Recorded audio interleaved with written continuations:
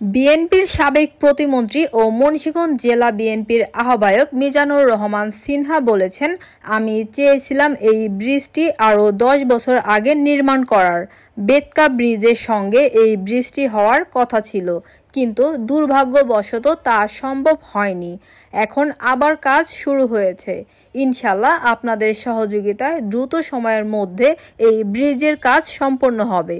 শুক্রবার বিকেলে মুন্সিগঞ্জের সিরাজদিখান উপজেলার বালুচর ইউনিয়নের মোল্লার বাজার এলাকায় নির্মাণাধীন সেতুর কাজ পরিদর্শনে গিয়ে তিনি একথা বলেন।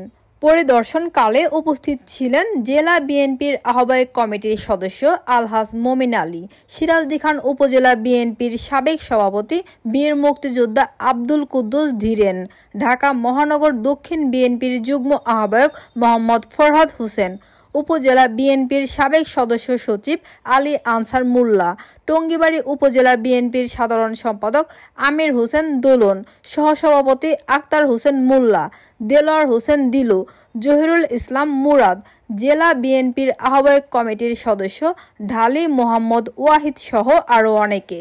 উল্লেখ্য, ২০১৮ সালের ৬ জুলাই সেতুটির নির্মাণ কাজ শুরু হয়ে ২০২০ সালের ৫ ডিসেম্বর শেষ হওয়ার কথা ছিল, কিন্তু ৩ দফা সময় বাড়িয়েও প্রায় ৫.৫ বছর পেরিয়ে গেছে, এখনও কাজ পুরোপুরি শেষ হয়নি।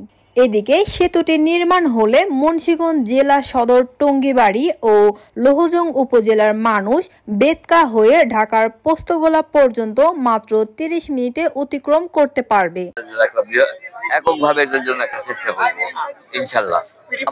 আমার প্রচেষ্টা, আমি চাইছিলাম ডিসেম্বরের মধ্যে হোক।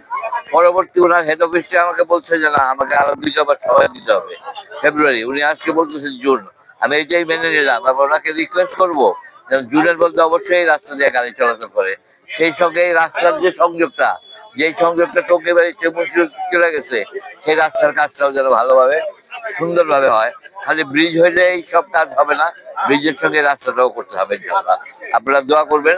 আমি আপ্রাণ চেষ্টা করবো, আমি যদি সচেষ্ট থাকি, আমি যদি সুস্থ থাকি, আপ্রাণ চেষ্টা করবো যতদিন পর্যন্ত এই রাস্তাটার ব্রিজটা না হবে, আমি এটার পিছনে ইনশাআল্লাহ কন্টিনিউয়াসলি এটার পিছনে মনিটরিং করবো। ধন্যবাদ সবাই।